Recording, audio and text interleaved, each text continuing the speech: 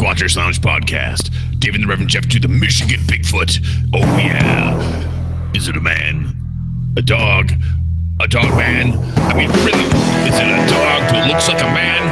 Or a man that looks like a dog? You know, pretty big difference there. And for me, it's always a Sasquatch. Because if it's got 2 legs, 2 arms, and it looks like people, it's a Sasquatch.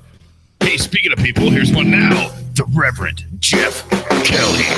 I don't know if I would go so far as to call me people, but I do get to eat at the big boy table on Thanksgiving. That's right.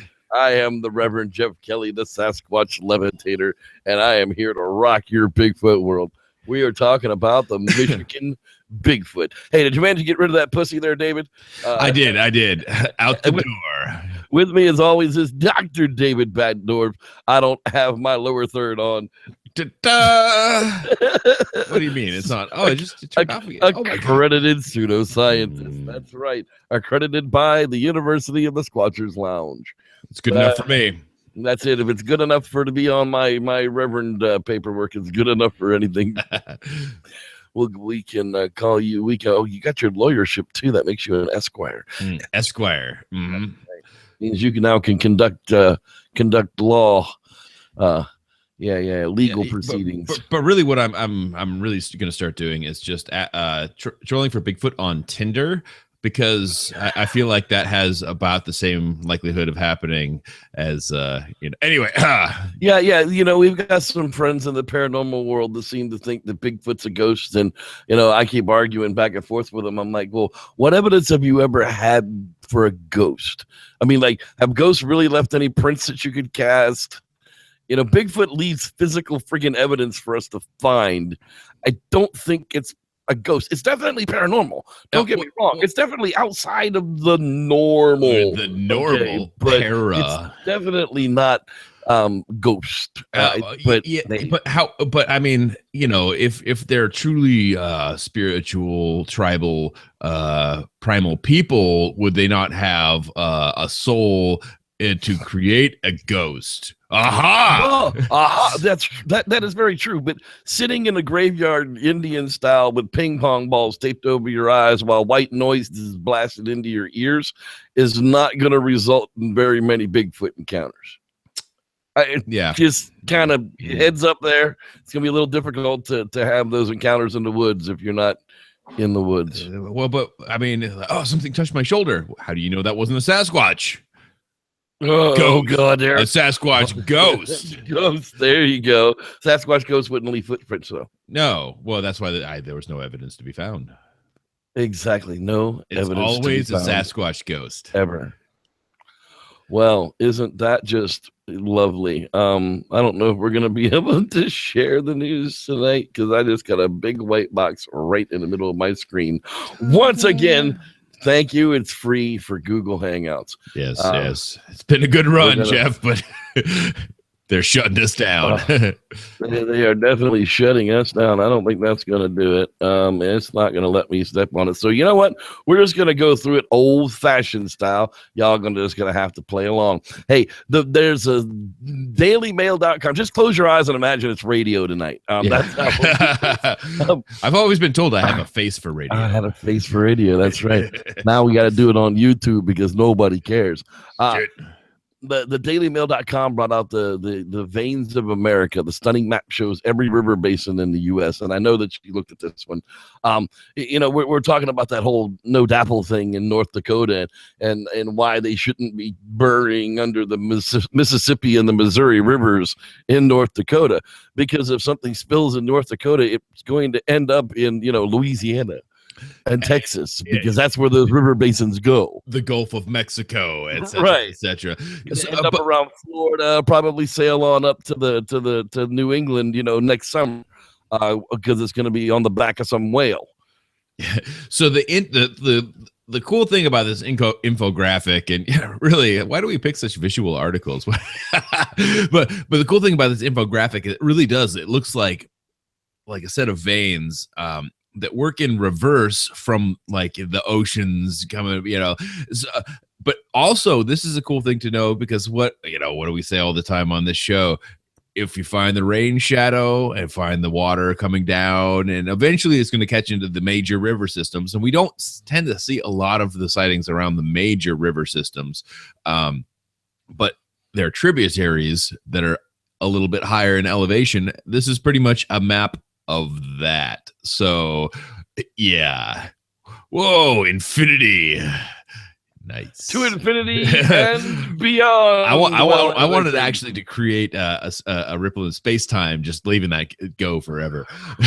But anyway, well, a great article, and actually has a lot to do with what we're talking about on a regular basis. So check it out. The Veins of the U.S. The IFLscience.com article where the spider carries a mouse up a refrigerator like it's no big deal. This is really a visual one. Come from the land of down under. So in Australia, they have these things called tarantula-ish huntsman. A Pithelicostic tarantulophus. Yeah, it's not like the trihippopotamus or the trihippohumerpus. Tricerahumapus. Yeah. So it's not a Tricerahumapus. This is I pooped myself arachnid. The huntsman gets to really large sizes, and there's actually a video of one carrying a mouse up the side of a cabinet. And, right up the refrigerator door. It's crazy. Yeah, and we've all seen it, but it really is terrifying. But also, this is another one of those things. There's all these clickbaity pieces of business about it's a mouse hunting, blah blah. No, okay, so the mouse probably was already dead, and it was just carrying it away. But it carried the mouse up a vertical surface. Yeah, it's terrifying. To eat, because that was its intention. Yes. So IFL Science, as we all do. Over at Gizmodo.com, woman breaks the one rule living in a haunted house. Don't feed the 1,000 hands coming up under the porch.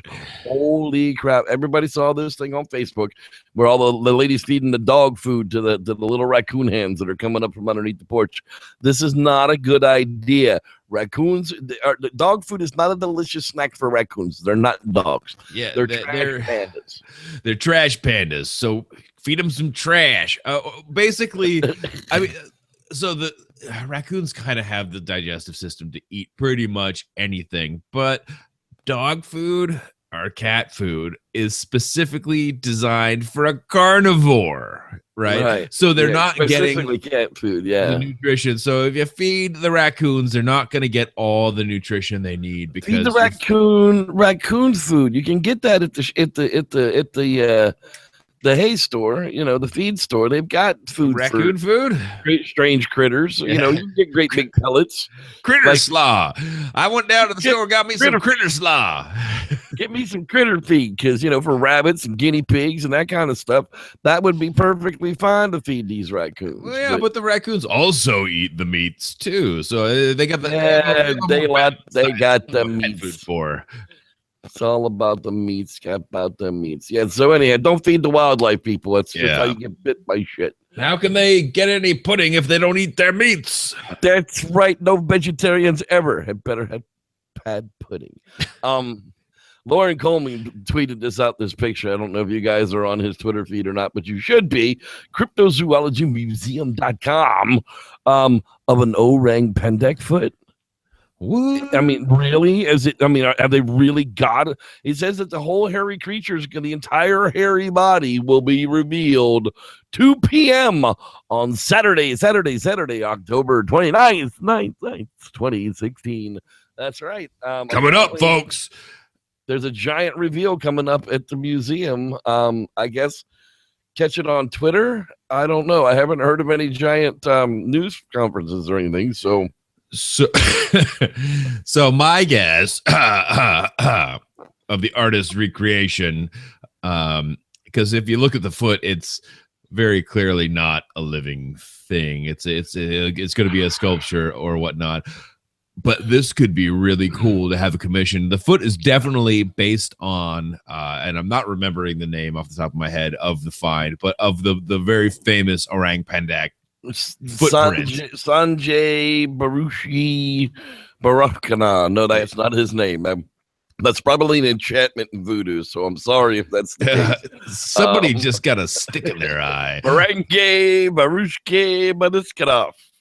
That's an old gypsy curse, May your testicles not be infested by the fleas of 1,000 camels or something like that. So check out the Lauren Coleman tweet at Crypto Lauren. And we'll follow up when we actually have pictures of the whole thing, because it's going to be good. Hey, do you remember back in the 80s? This is your brain. It's an egg. This is your brain on drugs. Crack, crack, crack in a frying pan. Well, he's now endorsing recreational marijuana. And by the way, when he did that video, he was a raging alcoholic. Yes, it was very interesting. He's like, yeah, and at the time, I mean, to be fair, he was an actor, and but he had a raging alcohol problem. And yeah, this is your brain. This is your brain on drugs.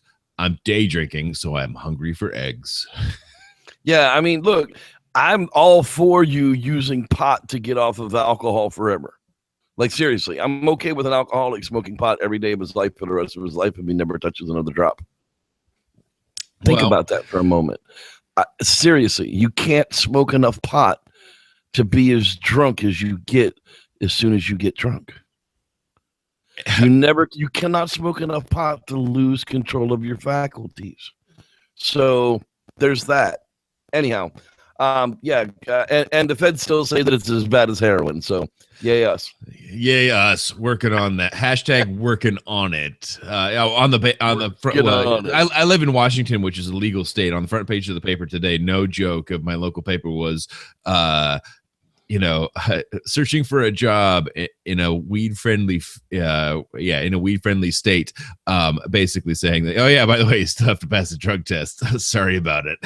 Yeah, sorry about your luck, but our insurance company won't insure you. Our federally recognized insurance company is still not there. So there's a long way to go, but again, it's kind of like, okay, so same year, a long way to go. Yeah, and so short time to get there. Same year in Washington State, it's like, okay, so we're going to recognize gay marriage and we're going to legalize pot. Okay, what has changed in Washington since then? Nothing. That's okay. Mr. Trump says that when he becomes president, he's going to federally make it legal, medical across the board, and then it's up to the states from there. And I think that is the fairest. I think that is the fairest assertion of what the federal government should be involved with. I think medically the federal government should insist on states at least allowing that to patients who are really friggin' sick. And past that, it's up to your states or your local municipalities as to what you want to do from there. I think as a president, that is a wonderful thing to say. He might not have said it properly because he's a douche. But the thought process was amazing. That's all y'all, you figure it out. Exactly. Y'all figure it out. It's not our problem. It's your problem. And that's the truth of it. It is your state's problem, as the states have proven as they've legalized it throughout the years as we've gone on. Hey, let's get through the last few things here in the news. That way we can get on to other great things. Woolly Himalayan wolf verified as a new species. Known for over 200 years and considered a subspecies of the gray wolf, the Himalayan wolf, Canis lupus concho, not concho as we know in Japan, concho was thought to exist in India and Tibet, but now new evidence from sightings and fecal samples, that's right, always playing around in the poop. Just poke around in it with a stick, you'll find out about it. That's right. Himalayan wolves from Nepal has confirmed they are a unique new species. Madhu Chetri, a PhD student at Norway's Hedmark University College, conducted a study in Nepal's Upper Mustang, I can't pronounce that, conservation area, also known for Yeti reports. The Mustang. How cool is that? Dude, how cool is that? You get to go study friggin' wolf shit. Also known for Yeti reports? What? Yeah, that's like nice to work that in there too. That wasn't in the art. I didn't read that in the article, actually. The verified new species will be called the Himalayan wolf. It is woollier and smaller than the gray wolf, and the new full species wolf has white patches on its chest and throat, which are not seen in gray wolves. Well, congratulations, Mr. Woolly Himalayan wolf. That is actually pretty cool. If they can call it a distinct species, that's actually really cool, because and they can show genetically. But again, in those areas that we're talking about, there's a very huge barrier between that wolf and the gray wolf on the other side, which is the Himalayan range, the frozen tundra. So the wasteland that is the Himalayan range. So it would make sense that there could be a different species in there, but it just shows us a little bit more how those sort of structures work, and how being apart for a long time, eventually you become a new species. Dare I say, evolution in action. I said it. It's exactly how we talk about the Bigfoot thing around the world. As these creatures are reported from one place to another, they probably all have the same root, but as they got separated by species, they became their own thing. The Yeren, the orang pendek, the Machu Picchu. No, that's the wrong end of the world. But my point is that several of those things will be, interspecies connected just further down the line because they're all from the same areas, within. Well, Yeti absolutely will probably be 2 or 3, there'll be 2 or 3 very close cousins, is what the Yeti will end up being from one end of the range to the other end of the range, and probably can interbreed between them. We just don't know until we shoot a bunch of these little bastards. Yeah, but it's fun to postulate. As we may. Wild speculations about Bigfoot right here. But I mean, it's the same thing there. I don't remember if we actually had this article in there, but same thing that they're finding that the particular groups of people definitely do have a third unknown hominid in their lineage. So right, we know, and we found ourselves. Is it a Sam Squanch? Neanderthal. It's probably a Sam Squanch. Ourselves, Neanderthal, Denisovan, and there's a third cousin out there somewhere too, that people have genetic aspects of in Papua New Guinea and Polynesia. It's fascinating stuff, man. So we're gonna actually find a whole group of people without any fossils.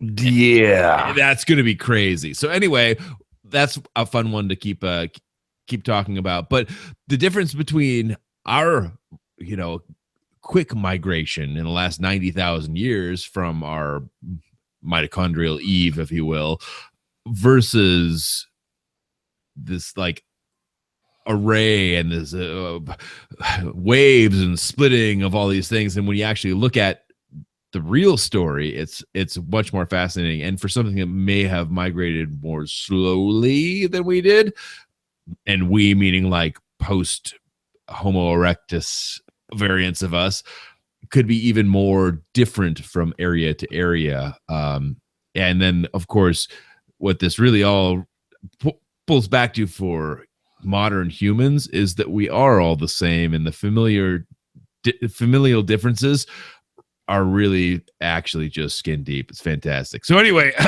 that's my diatribe for now. Hashtag stop eating your cousin. Yeah.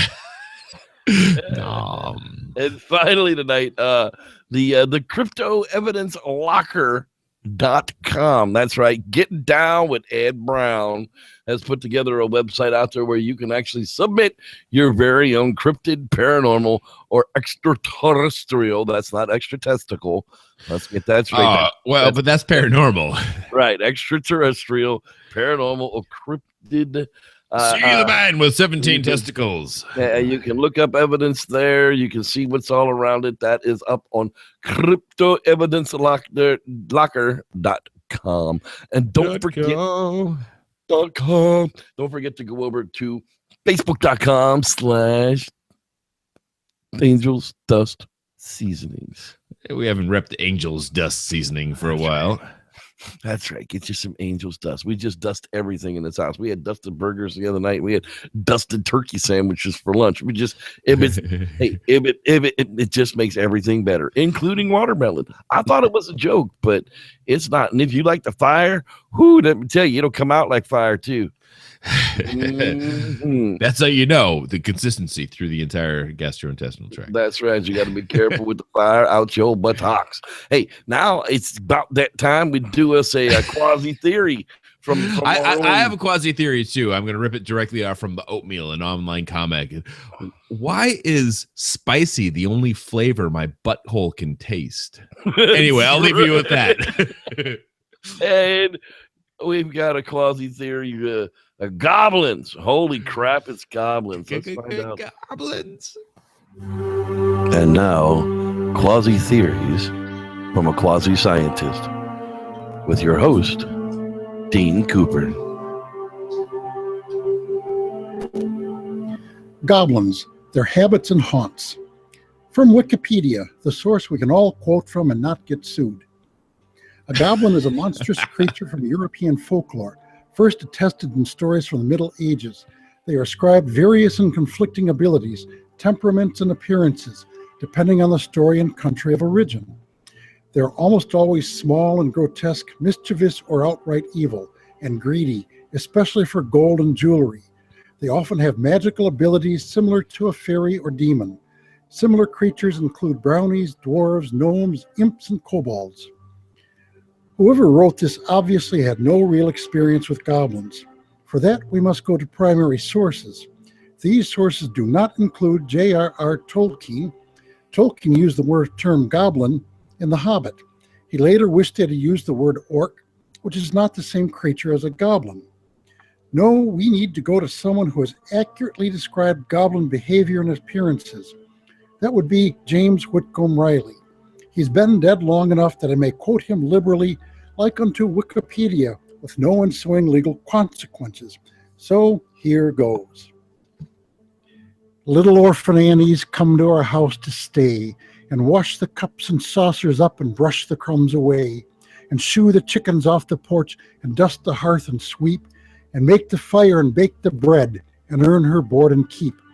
And all us other children, when the supper things is done, we sit around the kitchen fire and has the mostest fun, a-listening to the witch tales that Annie tells us about, and the goblins that'll get you if you don't watch out. Little boy who wouldn't say his prayers, and when he went to bed at night away upstairs, his mammy heard him holler, and his daddy heard him bawl, and when they turned the covers down, he wasn't there at all. And they seeked him in the rafter room and cubby hole and press, and seeked him up the chimbley flue and everywheres, I guess. But all they ever found was his pants and roundabout. And the goblins will get you if you don't watch out. And one time a little girl would always laugh and grin and make fun of everyone, all her blood and kin. And once when there was company and old folks was there, she mocked 'em and shocked 'em and said she didn't care. And this, as she kicked her heels and turned to run and hide, there was two great big black things a-standing by her side, and they snatched her through the ceiling, for she knowed what she's about. And the goblins will get you if you don't watch out. And little orphan Annie says when the blaze is blue, and the lamp wick sputters, and the wind goes woo, and you hear the crickets quit, and the moon is gray, and the lightning bugs and dew is all squinched away. You better mind your parents and your teachers fond and dear, and cherish them that loves you, and dry the orphan's tear, and help the poor and needy ones that clusters all about, or the goblins will get you if you don't watch out. From my own experience, you can catch one in a properly baited snare utilizing locally caught free-range naughty children. They have a nice pelt and they taste like chicken. The goblins, that is. Don't eat the children. You can sell their leftover bits to the wicked witch down the street, thereby destroying the evidence. This has been Dean Cooper, quasi-scientist, enlightening you with my quasi-theory of the week. You may read the text of this on my blog at buydean.com. That's BHAIDIN.com. Hashtag don't eat your cousin. Hashtag. Yeah. Pro tip: sell the bait kids to the witch down the street. That's right. She'll hide the evidence. All right. How about a little bit another live new deal here? Camping tips for stupids. Fire that bad boy up.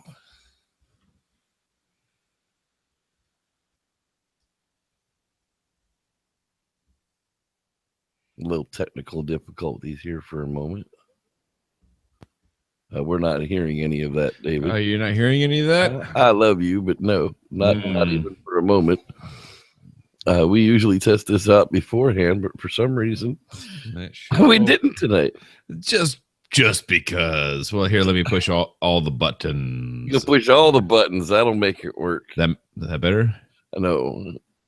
Well, we got a can of chips for next week then. There we go. Hey, sorry about that there, Jevin. We got one for next week. We appreciate your hard work, and we'll see what's up. But hey, we're talking about the Michigan Bigfoot tonight. That's right. Our good friend Jim Sherman, the Shermanator. He's out there from Bigfootville in Michigan. And boy, he says that there's lots and lots of Bigfoot activity going on out there. Now, David, you said that, well, when you looked at it, you weren't quite sure exactly where Michigan stopped and Canada started. Now, let's I had to take a gander to figure it all out. The thing that Michigan, there's a lot of a ton of good reports that come out of this area, but Marquette seems to be the highest number of sightings comes out of a county called Marquette, Marquette, Marquette. Now, I'm sure with my southern accent going on, people are going to be, that's Market, damn it. Market. It's Market. Now, April, tagline, April 2008, Class A. April. That's right. Large, unusual footprints observed in the deep snow near Bass Lake. Now, we always like those kind of stories. There's a lot of lakes around here, by the way, but there's one real big one.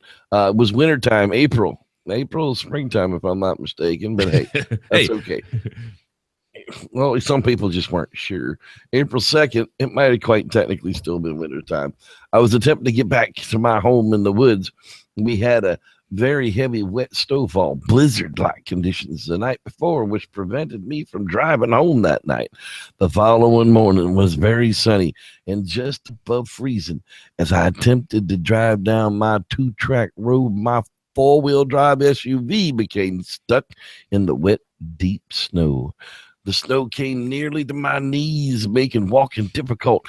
As I turned up my road, I noticed footprints leading down my road, at which time I attempted to follow in the tracks. Needless to say, I was amazed at how large these prints were and the distance between each print. The prints were approximately 15 inches long and 8 inches wide, with a stride of approximately 4 feet. Now, I know this dude named Chris over in Oakland who has 16-inch feet, 9 inches wide, and has a 6-foot stride. So that doesn't sound all that really all that surprisingly big. These prints were pristine in nature and straight, covering 100 to 150 feet. Now, that they were in the snow and barefoot, now that's what makes them paranormal, I think.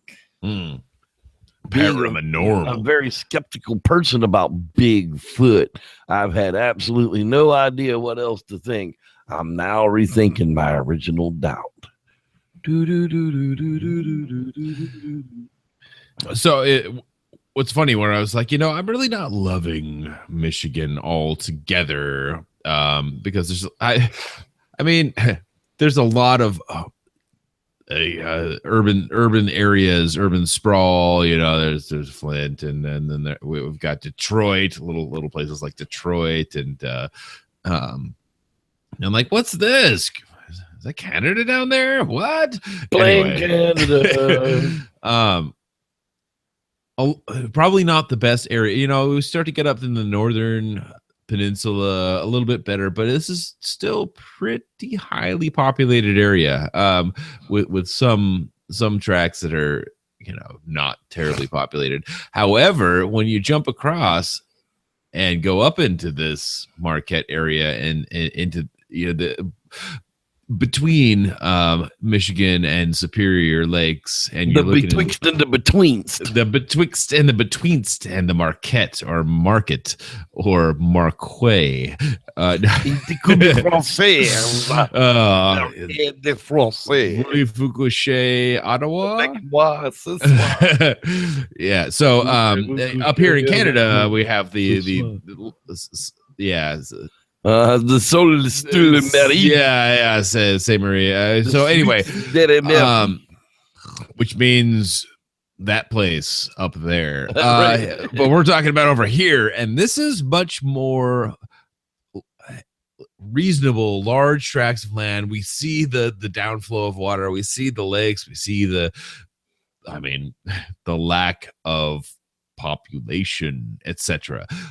These are the areas where, I start to think, well, maybe, versus down in the peninsula going, well, nope. Hey, you know what we did forget to do, though? We did forget to give a shout out to the people that are hanging in the chat room tonight. So we better do that at least, because boy, oh boy, people are pissed that we couldn't get camping tips for stupids off. Oh, we're going to get it. So let's see here. Let's just get through these here real quick. We've got hello, Mr. Scott Dowers. That's right. He must be out of Facebook jail for a while. Cameron Young, how you doing there, Chief? Sam Rivera, how you doing there, pal? That's right. I didn't forget about you. Stars Shine, how you doing? Mr. Dave Jackson. There's a Kush tiger in the house. Hey, I told you could bring your pet, but a fucking tiger? Really? Yeah. No. Okay, I get it. Kush tiger, but keep them in your fucking car, dude. I ain't playing. Picking California picking, backwards and forwards is the same thing. Lance Windsor, how you doing there, buddy? You got like 9 Facebook accounts because you can't figure out how to use which one. Dean Cooper, our QUASI theorist, of course, is in the house as well. Mr. Don Reif, the Viking. That dude is like seriously like a Viking, dude. Let's see. That's the bottom of the house. Let's get to the top of the house here. Top of the 8th, batting second, Zachary Ekiel. That's right. He's playing left field. That's right. Mr. Andrew Jones, he's batting 308 this season. He needs to pick it up a little bit. I know we said hi to Cameron Young, but I'm going to do it again anyhow. The Life and Times of JCM, the Jesus Christ of Monterey Bay. That's right. By the way, I figured out what happened, so we can play that at your leisure. Oh, good. We can play it right after this then. We'll get back to the Michigan Bigfoot in a minute. Forrest Groves. Hi, my name's Forrest Groves. Hey, we got a Forrest Crabs in here, too. We're going to have a Forrest party one of these days. How you doing there, pal? James, and the Sasquatch without the forest, right? That's right. Forrest of the Groves. You need to hang out with James the Grower because he wants to grow in your groves. Let's here, who else is out there? Dave Dirty Jackson. Nobody told him what time the show was on Monday. He missed it. It's always at 8 o'clock. Sasha Squanch. No, that's not. Sasha Quaich. I can't pronounce that. Sasquatch. No, well, you'd think so, but it's Quaich. It's Quaich. Is that a silent U in two extra Q's, or is that 2 silent Q's and the usual J? Not real sure. Bang, bang, 3-3-3 in the third. And now batting second, playing left field. Dan, hold. I don't know. Or is that an STD out there in Taiwan? I just got back from Taiwan, got me a mad case of the Dan hold. I know I said hi to Starshine, but I'm going to go and say hi again because she's fun.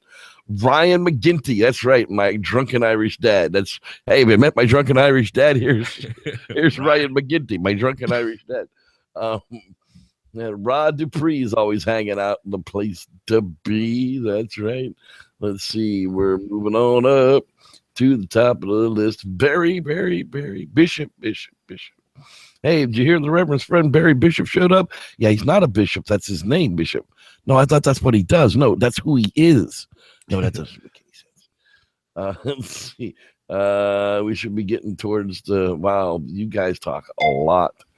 Bink. I don't know what that was, but yeah. Hey, No worries. Hot Pocket's done. Ricky Perez. Hey, have you met my little Latino cousin Ricky Perez? Yeah, he's the one that drives that Volkswagen Bug outside. You know, the one that's all the way to the ground. That's him. Don't make with Ricky. He'll cut you. I seen him do it, man. Eat your dick like Kobayashi. Yeah, we were in international waters, so you know there's nothing anybody could do about it. Wow, I'm having fun with this tonight. And I'm choking, and I can't even help you out. Oh, it's great. I don't see forest crabs in the site tonight, so that's kind of where we're getting to the top of the list. But we do have forest groves. Nobody gives a honky shit what your name is, boy. Get on the bus. On the bus. John Haber. Yeah, we just launched our brand new space telescope. The John Haber. No, that's Hubble. Oh, okay, different. Oh, yeah, well, you know. Well, it's the same. You know, it's all that spacey stuff. You know, we forgot to do that GoFundMe starter for the big ass FLIR in space. FLIR in space. $4 billion is what we need to get the big ass FLIR in space going. But you know, but it's a GoFundMe account, so we'll take no matter what. Whatever we can. Yeah. Hey, well, let's go on back and get up the camping tips for stupid. Give her a rip. Give her a rip. Chip. Camping tips for stupids. Tip number 23. Fall is here. The leaves are turning, the air is cooling down, and all the pussy hipster campers are leaving the campgrounds all around America. But not you, jackass. You're a true camper, a hardcore camper. Ain't you, boy? Ain't you? Well, here are some tips on keeping warm and keeping comfortable during the cooler seasons.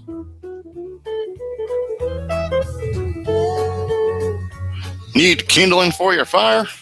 Well, rhino horn powder will put the fire back in your kindling. But for your campfire, you got all the leaves in the damn world laying all around you. So don't come crying to me if you can't start a damn fire in autumn. Some people are just born cold. And some people are just pussies and are cold all the time. If a good cold weather jacket or coat isn't good enough for your vegan ass, then just use your lightsaber and slice open a belly of a tauntaun and crawl your cold ass inside. Yeah, they smell worse on the inside, but at least you ain't shivering anymore. And finally, if that shit ain't enough, then just camp out next to the damn sun. If the proximity of the actual solar system sun won't warm you up, then nothing will.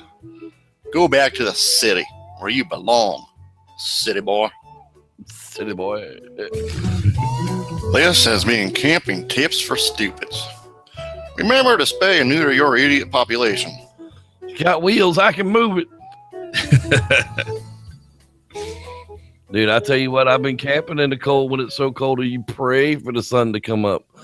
Pray for the sun to come up. I mean, that's the kind of stuff that's just to make you believe in Jesus.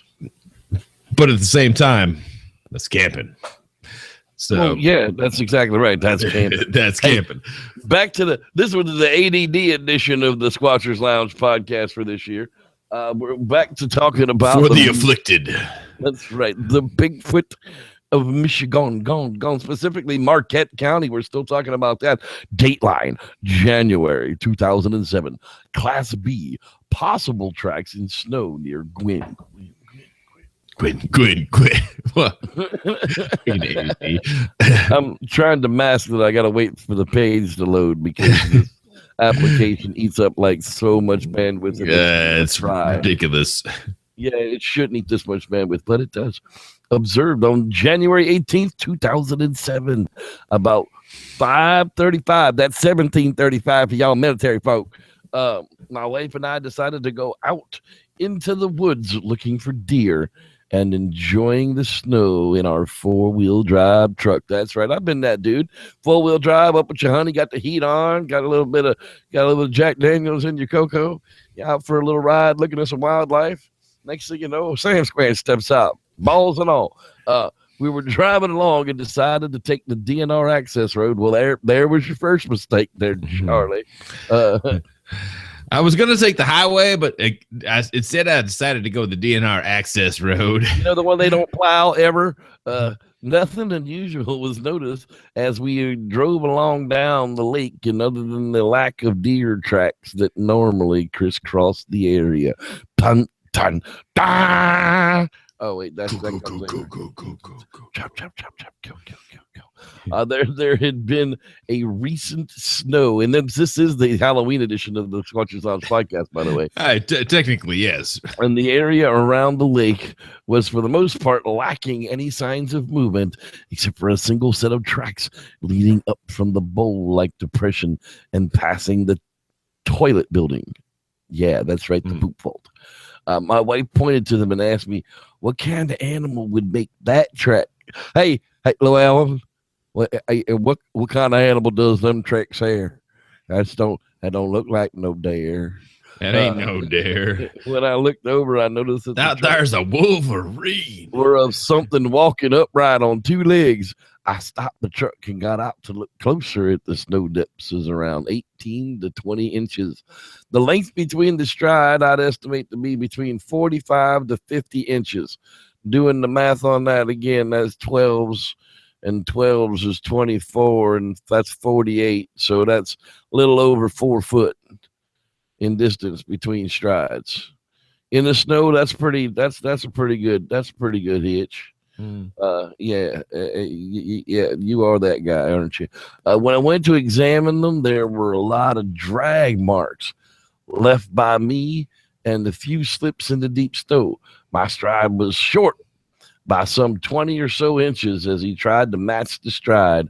I was unable to determine if they were any toe prints, but the prints looked a bit irregular at the bottom of them. The single set of tracks continued up a trail into a stand of pines. I have no idea how long the tracks were there, but the snow had only fallen the night before. Chop, chop, chop, chop, kill, Chop, chop, chop, chop, kill. So let's all remember the lack of deer tracks, the introduction of a predator track. Not surprising. Antidotal. I can never get that one right because they're both words. Yeah, you know, but so the fact that they do or do not have tracks. So what we're looking at is these anomalous tracks with a stride of. So we have to remember to measure from the middle of one print to the next, to the next, to the next, to the next, because unless it's springing from the sky. Like it falls down, makes 2 prints, and then flies away. There's more. So from middle of the print, especially in snow and mud, like up inclines, middle of the print to middle of the print to middle of the print to middle of the print, to get a general, like how far, what is your average step, and then going back through, like, it would be weird if something was making a 20 inches, which if you've ever just stepped 20 extra inches, that's probably kind of weird, right? So if something is making a larger step than you by an egregious amount like that, that's probably something to be interested about. But I hate snow because it changes all the time. It does. Yeah, and you can never trust it. Here's you can't one photograph suggestion. it. You can't photograph it properly. You can't cast it. You can't you can though. You can sort of anything you put in there modifies the powder. pack. Powder is good. You can get colored powder, like colored chalk powder, pink, blue, yellow, and put that in there, and that will not melt the snow, and it'll give you an idea of what the print actually looks like versus just white on white on white. But other than that, you're right. You can cast it, but you melt it as you cast it. So yeah, and you push it down with the weight of the material, and there's just not really good anything to do with snow and taking photographs. I've tried to take photographs of, cougar prints and other random anomalous prints, and I always have to like highlight it somehow. Like the light never works in your favor to make topography happen in a photograph. It's stupid. So anyway, stop. Exactly. The snow thing. Ugh. Dateline, November 2002. Class A nighttime sighting on CR 550. Again, in Marquette County. Marquette County is definitely the hot spot in Michigan, bitches. Let's see here. I just finished a 12-hour shift at work. Damn, I was tired. Sorry. I was damn near hallucinating. I was heading home. I always go slow due to the amount of wildlife that you can encounter on the way home. And anybody that works on the third shift would really understand that. I did. Yeah. You don't go zooming through the back roads on your way home because you'll knock the shit out of your car. You knock over a turtle, knock your muffler off. I mean, there's all kind of bad shit happens. The road's called 550. The road travels northwest out of the city of Marquette. The road runs parallel to Lake Superior and many vast areas of dense forest, large rock, and boggy areas. What the heck is a boggy area in Michigan? I'm not really sure. Well, there's some good swamp and bog land. Probably. Hey, don't look in the bog, Frodo. Don't look in the bog. There's the road opposite side of the road is Westmore Pond, already a boggy marsh. A large animal that was covered in brownish red fur, head to toe, long arms and long strides, ran fast across the road, stood up on the guardrail, and leaped down the other side of the guardrail. Due to the time of night and region, I didn't stop, nor did I look back. Just kept on trucking. I was afraid that bear was going to rape me, so I just kept going. It was not a person. It was not a bear. I've seen both, and bears do not run on two legs across the road. I've not reported this before for fear that people would say, yeah, right, asshole. Well, was it a bionic Bigfoot? Yes, always the bionic Bigfoot. I mean, and they went out and investigated the road and everything else. They were like, the guy described it honestly, so that's the best that you could hope for, is somebody describing, an incident honestly, I guess. Oh, here you go. Here's a great one. Dateline, July 1996. Class A. Bikers have daylight sighting near Marquette. Again, Marquette. Well, y'all just need to stop going everywhere else and just go to Marquette. All Bigfooters meet in Marquette County. We'll solve this bastard this weekend. Yeah. Okay? Or we'll get a lot of great audio of people calling back and forth. One or the other. Let's see here. July 14th. Oh, my birthday is July 14th. My daddy gets out of jail on July 14th. It was a summer day in 1996. Some friends and I were riding dirt bikes on this old abandoned highway just south of the city of Marquette. A bunch of old abandoned everything around Marquette. Poor place. Apparently. The new highway, County Road 553, runs parallel with the old highway. We were headed north on the old road as we approached one of the many downed trees across the road. That's because they don't want you using it, jackass. I noticed a movement out of the corner of my eye. It's always out of the corner of my eye like a ghost. Maybe they're right. Maybe Bigfoot isn't a ghost. Yikes. I can't say it. I can never admit to it. It's because it's not true. The creature appeared to be crouched low to the ground. I believe it was either trying to hide from us or was sitting watching traffic on the highway, perhaps eating or something. As the creature turned its head to see us, I realized that was something unusual and began braking. It slowly stood, somewhat hunched, like it was trying to stay low to the ground. I instantly realized it was walking on 2 feet like a human. I started to get quite scared and excited. Oh, did that mean he got a boner? I don't know. I peed a little bit. I'll admit that. Just a little. No, Could go either way, really. I've never seen anything like this before. It cautiously proceeded out into the middle of the roadway and stopped, stood facing me, and stared at me for what seemed like 3 seconds. And 3 seconds is a long time when something's staring you down, dude. It's like,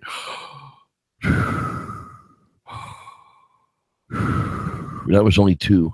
Then I looked over the right shoulder at a 6 to 8 foot embankment next to the road. I believe it was planning its escape route. Then turned, looked at me again, this time for about 5 seconds. Again, that was only 2. By this time, I was shouting to my friends to look at the creature as they pulled up on their motorcycles. The creature had no shouting at my friends, holy crap, is this creature going to do anything anytime soon? It's just staring at me. It's like it's a pervert. Am I wearing a shirt that says free hugs or something? Help me. It's been here for 8 seconds. Its body was completely covered in hair, fur. Its arms, let's see here, was similar to what they've seen on a moose. Very dull looking. It had longish arms, and the legs weren't very long in comparison. Its body was like a gorilla's. I could see, and almost, I don't know what that word is. So I'm losing all faith in this now for a second. Of course, this must be from the sunlight shining down, since the sun was at our backs. The creature moving very slowly towards the embankment and then lunged up the bank with ease. So you got motorcycles coming, more people are coming, and it's just staring at them, making a love machine running on up. I don't work for nobody but you. I'm a love machine. I lost sight of it for a second, then watched it run through the trees with great speed and agility. It even leapt over a down tree like a hurdler. Like a hurdler? A hurdler. Not a turd burglar, but a hurdler. But a hurdler. Yeah. Okay, so... So it doesn't have the description of any other Bigfoot ever in history, because Bigfoot doesn't get described as a gorilla like ever. Because he's saying it has short legs but longish arms and a body like a gorilla.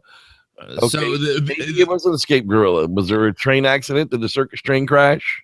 Yeah. So that that's that was Harry the gorilla. He was probably he probably had a pipe.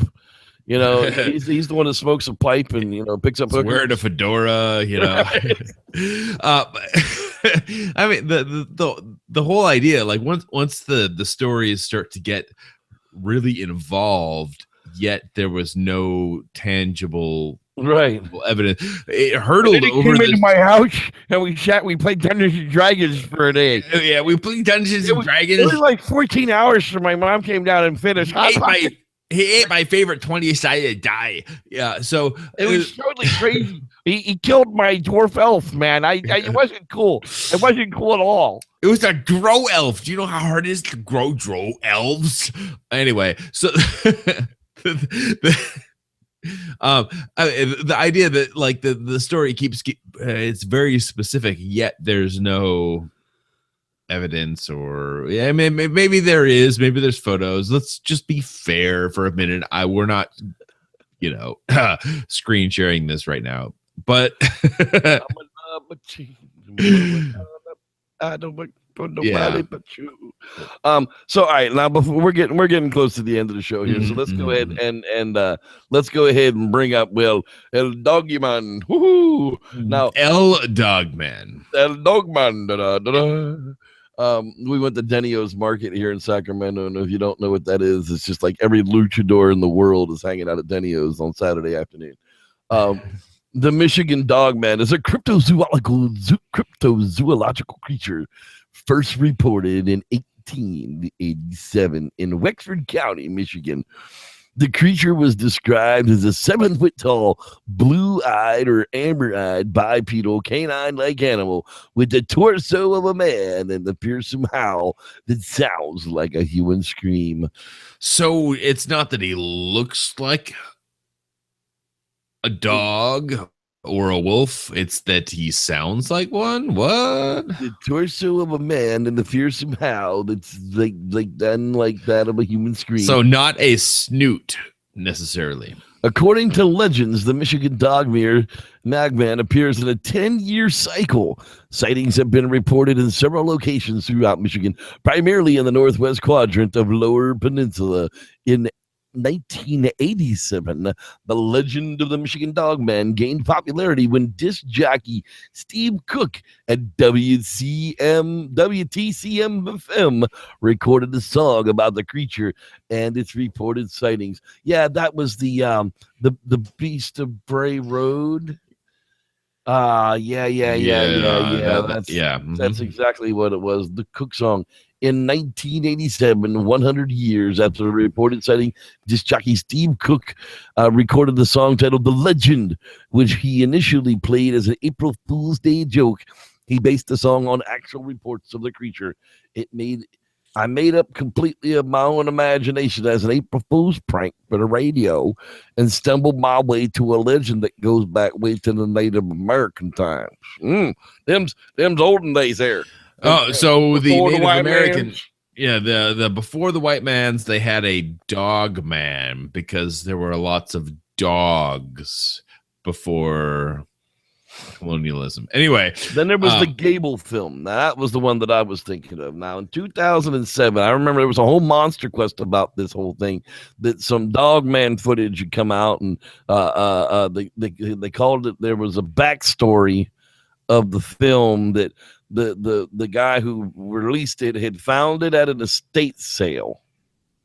In the bottom of he bought a trunk, and in the bottom of this trunk was this Gable film, was all it was labeled on it.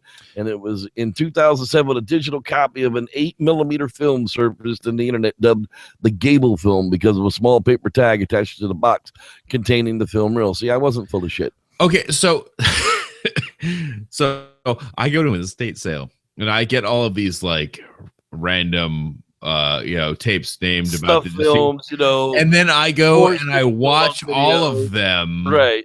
because so I'm Little sure Johnny that's a thing. masturbating to unicorn porn, we've seen it all. There's Bigfoot forums all over the place, so I'm sure that also that's a thing. But is that where we're gonna get our evidence from? Come on, community facepalm.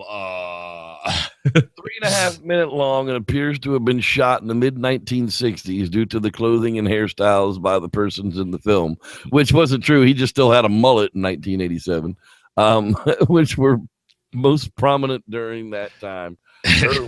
After the analysis and the debate, the film was finally revealed as a hoax in the final episode of Monster Quest on March 24th. The final episode. Wow. The Gable film had been shot using vintage camera and films, perhaps props by Mark Agrususa, a fan of the Legends song of the second video was likewise hoaxed. Monster Quest claimed that the investigation team uncovered irregularities in the film and then forced the hoaxers to confess to werewolf expert Linda Godfrey. Werewolf expert? No, okay. Werewolf. Bigfoot experts, one thing. Werewolf, have we definitively found werewolf tracks and cast them? I mean, is that really a thing? Because I might want to check into that, because I'm pretty sure my neighbor downstairs is a werewolf. So that's what I keep going back to, and we see all of the people who do their depictions, and their popular culture has taken on to the dogman, the werewolf, and whatnot, and made a wolf creature into a biped, or they make a humanoid creature with a wolf's head, or the dogman, which is a people-shaped thing that makes cries like a wolf, which is apparently a native story from when we didn't have fucking dogs, because all we had was wolves. We had imported them via colonialism and genocide. Anyway, so the real thing for me, like dogman, it's great, but I've had actual arguments with people who say no, there's a different thing. Well, there could be, but it's still probably a biped and probably an ape. Yeah, because never in the break-eating ape. So never in the morphology. It's probably of... not a wolf that stood up. It's probably like a suprabrachial ape, right? Well, that's exactly. Never in the history of our planet has there been a bipedal dog. It's like the mechanics are just not there. So unless it's actually half human and only has like the penis of a dog and the head of a dog, which would be really unfortunate for everybody. Yeah.